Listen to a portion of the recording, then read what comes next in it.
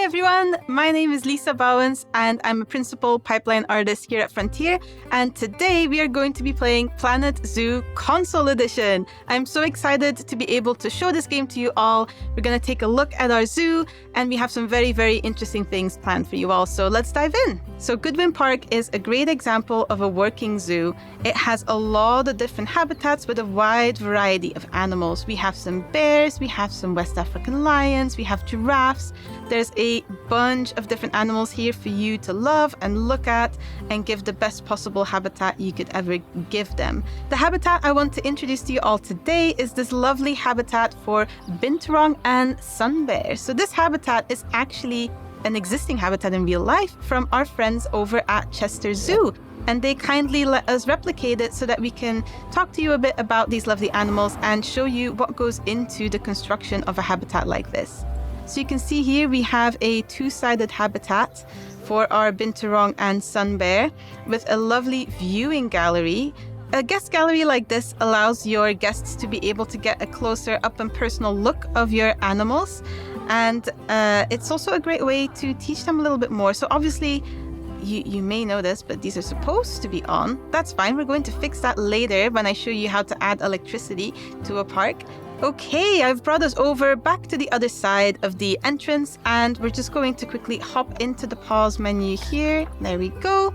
And now that we're paused, let's take a look at decorating this entrance. So there's a couple different ways that you can do this, but for me, I like to go straight into the construction menu. And you can see I've been looking at what I want to place down. So in the actual exhibit, they have some lovely little thatching details, which I'm going to try and replicate. When I hover over this, you can see it wants to add to the group. In this case, I'm going to do that because that means it's immediately part of the building, which is great. And then I'm going to use the radial menu by pressing Y and use the advanced move tools to really get that exactly where I want it to be. Yeah, that looks great. There we go. And then once I've placed it, I can just bring this other one over here as well. So we've got a little bit of a gap there. I think I'm going to place a column. I like to use the filters to find what I want to place because there are so many things that you can put down in your park. So I like to go by material. In this case, I'm going to look for something stone. There we go. And once the filter is applied, you can see only things that have the stone material. I think I will also add a little bit of cladding to the top there so that we have something breaking up that blue a little bit. I feel like a wall panel might work quite nicely. Maybe not the shell one.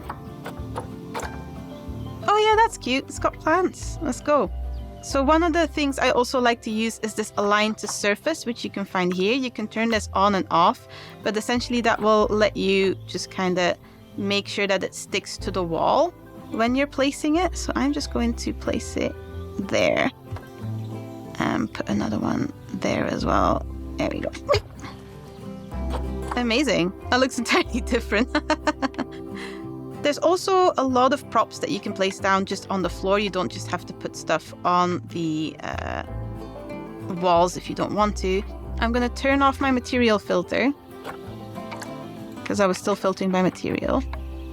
And I'm going to filter by theme. So we, again, have a variety of themes here. The one that I'm after in particular today is East Asia because both the binturong and the sun bears are from East Asia. Taking a look, you can see that there's a bunch of sculptures. We have some signs. We have some lanterns and stuff like that. I feel like lanterns would look lovely, especially when we turn the electricity on later. That's going to be great. So I'm just going to put one. Let me just hop back into the advanced move. Move it up. And there we go. Lovely. So you can switch your axes quite easily by using your shoulder buttons. Now you can of course also edit things that you've already placed. So in this example, for instance, I love this lantern, but I think I might change the color of it. So you can just go into the Flexi Color menu and select a new color. I think I might go for this yellowish orange. And then to match, I'm going to change the pattern color to be, yes, this red. There we go. I've moved us back over to the habitat this time, and we are in the sun bear side of the habitat.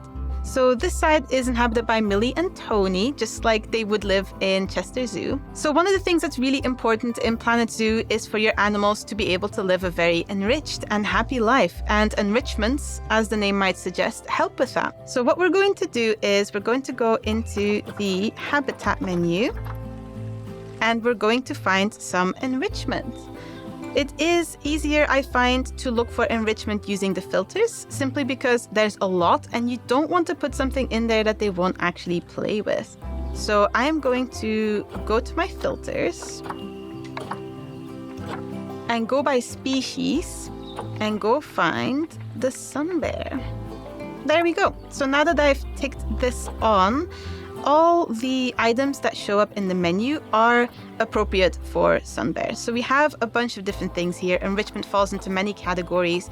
I think what I want to get them is a toy of some description. So, let's get the bob and drum. That's cute. So you can simply place the enrichment item here. There we go. And then if you were to unpause, you can see it falls down and it's ready for them to play with. Now, another thing that sun bears like to do is climb, because they are arboreal bears. And I think it would be lovely if we added a bit more climbing in here. So you can build your own climbing frame from scratch if you want to, but I would really love to show you all the blueprints that we have for this. So in this case, I like these because they kind of feel like a little run. I'm going to put that here. And before I do, let's again hop into the rotate and give it a little, yeah, that'll be good. And then I'm just going to, there we go, and place. We're back inside the guest gallery, and if you remember earlier, I said that these are supposed to be on and have electricity so that you can show interesting facts about the animals to your guests. You can see they're still turned off. So let's go and place some electricity so that they can get powered. We know that they're not powered, one, because they're off, but also because if you look into the heat maps, you can see here anything that is marked in red is not currently receiving power. So that's really a big problem for us. You can see the radius of what is receiving power, and we just happen to be falling outside of it. This will also turn our lanterns on that we placed so meticulously earlier. So, to be able to place power, we have to go into the facilities tab. But before we do that, I really want to put down a solar panel. I am going to go into the radial menu and multi-select. And I'm just going to hold and drag and then delete these so we get a little bit more sunshine.